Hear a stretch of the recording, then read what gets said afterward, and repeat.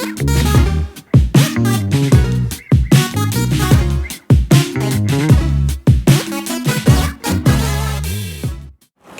Children, कक्षा 10 का पाठ 4 तीसरी कसम के शिल्पकार, इसकी व्याख्या मैं आपको सरल भाषा में समझाने जा रही हूँ। इसके राइटर हैं प्रहलाद अग्रवाल जी। ये मध्य प्रदेश के रहने वाले थे। इन्होंने शैलेंद्र जी के बारे में बहुत सारी बातें हमें बताने का प्रयास किया, जिन्होंने उनकी एक ही ये मूवी बनी थी तीसरी कसम के शिल्पकार। और वो कहानी जो थी उनका दोस्त जो थे राज कपूर, उनके साथ ये कहानी उन्होंने बनाई थी। राज कपूर उन दिनों में बहुत फेमस थे, उनकी बहुत सारी पिक्चरें बनी थी जो बहुत फेमस थी। तो शैलेंद्र जी पहली फ़िल्म बना रहे थे और उसके बाद इनकी मृत्यु हो गई, यानी ये इनकी पहली और अंतिम फिल्म थी। तीसरी कसम शिल्पकार जो थी, कहानी जब बना रहे थे तो वो वास्तविकता से बहुत दूर थी और उन्होंने राज कपूर के पास गए और उन्होंने कहा कि मैं आपको ये कहानी आपके साथ बनाना चाहता हूँ। शैलेंद्र ने कहा कि वे राज कपूर के पास तीसरी कसम की कहानी जब सुनाने पहुँचे तो कहानी सुनकर उन्होंने बड़े उत्साहपूर्वक काम करना मान लिया, पर तुरंत ही गंभीर होकर बोले, मेरा पारिश्रमिक आपको एडवांस में देना होगा। शैलेंद्र को इसकी उम्मीद नहीं थी, क्योंकि राज कपूर उनके दोस्त थे और पैसे की तंगी शैलेंद्र को हमेशा ही रहती थी, तो इसीलिए वो अपने दोस्त के पास गए थे। पर जब उन्होंने ये बात बोली कि मैं अपना एडवांस में पारिश्रमिक लूँगा, तो इनका चेहरा उदास हो गया। तब राज कपूर ने मुस्कुराते हुए कहा, निकालो 1 रुपया मेरा पारिश्रमिक। शैलेंद्र राजकुमार की इस याराना मस्ती से परिचित थे, तो वह बहुत ही हंस के उन्होंने इस बात को स्वीकार किया। उसके बाद वो दोनों अच्छे मित्र थे, परंतु ये पिक्चर इतने फेमस होने के बाद भी राज कपूर, वहीदा रहमान इसके कलाकार थे, पर ये पिक्चर को कोई भी डिस्ट्रीब्यूटर नहीं मिल रहा था जो इस मूवी को खरीद सके। इसमें बहुत फेमस शंकर जयकिशन जी थे, उनके संगीत था, उस समय माने हुए थे वो, लेकिन इनके पास इतने पैसे भी नहीं थे कि इसका प्रचार करें, तो इसलिए ये फिल्म कब आई कब चली गई किसी को मालूम ही नहीं पड़ा।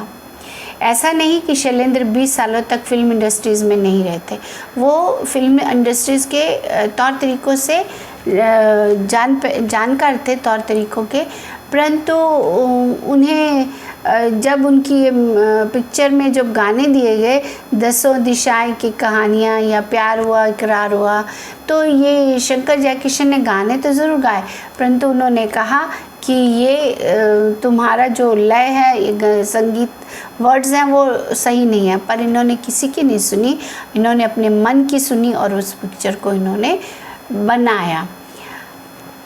इस पिक्चर के बारे में बता दें कि तीसरी कसम यदि एकमात्र नहीं तो चंद उन फिल्मों में से है जिन्होंने साहित्य रचना के साथ 100% न्याय किया। शैलेंद्र ने राज कपूर को हीरामन बना दिया। जो राज कपूर इतने ज़्यादा पढ़े लिखे थे, परंतु उन्होंने गांव के किरदार हीरामन का इतने अच्छे से उसका अभिनय किया कि वो समझ ही नहीं पा रहे थे लोग कि वास्तविक हीरामन कौन सा है। और इसी तरह वहीदा रहमान ने अपनी कुशलता का पूरा परिचय इस मूवी में दिया। लेखक कहता है कि हमारी फिल्मों की सबसे बड़ी कमजोरी ये है कि इसमें दुखांत स्थितियों का वर्णन किया जाता है और बढ़ा चढ़ाकर उसका विभत्स रूप दिखाया जाता है, जबकि ऐसा नहीं होना चाहिए। लोग मूवी देखने जाते हैं मन को प्रसन्न करने के लिए, आप सच्चाई दिखाइए परंतु उसको भयंकर रूप से मत दिखाइए, ऐसा लेखक मानता है। शैलेंद्र जो थे वो गीतकार नहीं कवि भी थे। कवि की भावना से उन्होंने उनके जो हृदय के भाव थे उन्होंने इस मूवी में बताने का प्रयास किया है।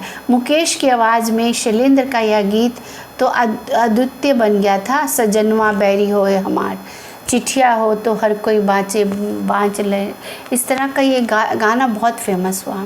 अभिनय की दृष्टि में तीसरी कसम राज कपूर की ज़िंदगी की सबसे हसीन मूवी बनी थी। उन्होंने अपनी कला को आँखों से, भावों से, हर जगह उन्होंने अभिनय किया। और उनकी ये मूवी जो थी बिल्कुल ऐसा लगता था मानो वास्तविक राजकुमार जो हैं वो गांव के ही हैं, इस तरह का अभिनय उन्होंने कहा। तीसरी कसम में उनका महिमा में व्यक्तित्व तो पूरी तरह हीरामन की आत्मा में उतर चुका था। वह हीरामन का अभिनय नहीं कर रहे थे, ऐसा लगता था वास्तव में उनका जीवन ही है। इस तरह से ये जो कहानी थी सेल्यूलोइड पे लिखी गई पहली मूवी थी। शैलेंद्र जी थे, उनकी भी ये पहली और आखिरी पिक्चर थी। और हीराबाई जो वहीदा रहमान थी, उनकी जो भाषा थी उस पर लोगों का मन रीझ जाता था और भोली सूरत पर निछावर हो जाता था। हीराबाई की तनिक भी उपेक्षा पर अपना अस्तित्व से जूझता हुआ सच्चा हीरामन बन गया।